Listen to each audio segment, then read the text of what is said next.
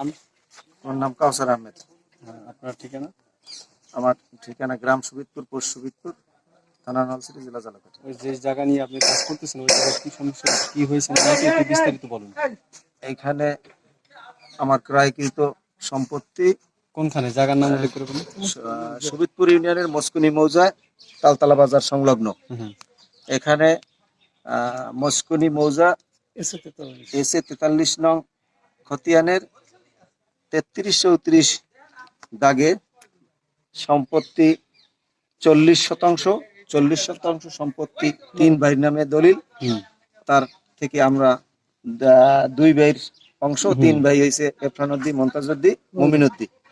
আমরা মমিনউদ্দির মেয়ে এবং ছেলে প্লাস এফরানউদ্দিন এবং স্বামী, এর থেকে আমরা 12.25% সম্পত্তি আমরা ক্রয় করেছি। কত সালে ক্রয় করছেন? ক্রয় করেছি 22 সালে।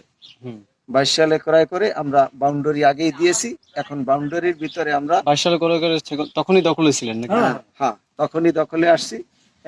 এখন আমরা বর্তমানে নতুন কাজ মানে রাস্তার বাউন্ডারির ভিতরে, রাস্তার সংলগ্ন, মানে সেই সময় যে বাউন্ডারি দিয়েছে ওইটার ভিতরেই। জি। হ্যাঁ, তো এখানে আমরা যে প্রতিপক্ষ, একটা পক্ষ আমাদের আদালতেই করেছে, আমাদের মামলা ছিল। কি বিষয় নিয়ে আদালতেই করছে? তারা এই সম্পত্তিটা 3 ভাইয়ের সম্পত্তি, তারা 2 ভাইয়ের ধরে 2 গ্রুপ ভাগ করে নিয়েছিল। হ্যাঁ, মূল পয়েন্টটাই এইটাই এসে মূল পয়েন্ট। 3 ভাইয়ের সম্পত্তি 2 ভাই ভাগ করে নিয়েছিল, এখন তো 3 ভাইকে দিতে হচ্ছে।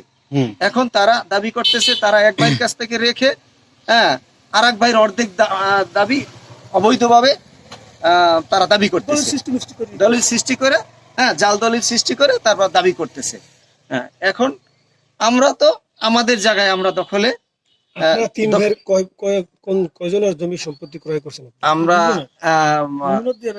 মবিনউদ্দিন এবং এফরানউদ্দিন। তারা কার পক্ষে মানে অবস্থান নিতেছে, কার জমি নিয়ে?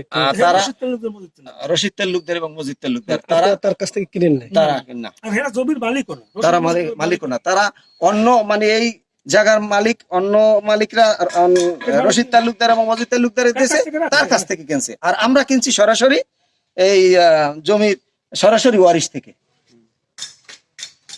তাদের কেনাটা কি ভুয়া?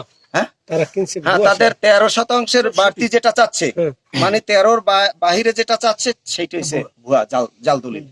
আপনি কি চাচ্ছেন মানে এই জায়গা বিষয় নিয়ে? আপনি এখন এই জায়গা বিষয় নিয়ে আমি চাচ্ছি যে আমরা সঠিক পেপারসের অনুযায়ী আমরা যতটুকু পাবে, যেহেতু আমি মাদ্রাসার স্বার্থে আমি 7 ফুট জায়গা ছেড়েছিলাম, আমি সেটু এখন আর ছাড়বো না। যখন আদালতের মাধ্যমে আসছে মাদ্রাসা, আসলে এখানে একটা পয়েন্ট রয়েছে, সেটা কাদের মধ্যে? এটা মাদ্রাসাটা দলিলকৃত জায়গায় না, মাদ্রাসা চলতেছে অন্য সাইটে।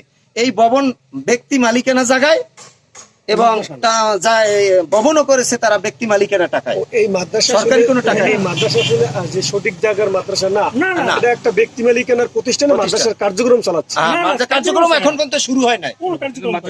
এই পাশে মাদ্রাসা এপার এবং ওপার 2টা প্রতিষ্ঠান আছে, সেখানে কার্যক্রম চলে, কিন্তু এখানে শুধু এই ভবন নির্মাণ করছে। এখন পর্যন্ত মাদ্রাসার কার্যক্রম আসে নাই, এবং মাদ্রাসার নামে এটা দলিল বা কিছু করা হয় না, এটা ব্যক্তি মালিকানার নামে আছে। এখন আপনি কি চাইতেছেন মানে সুষ্ঠু?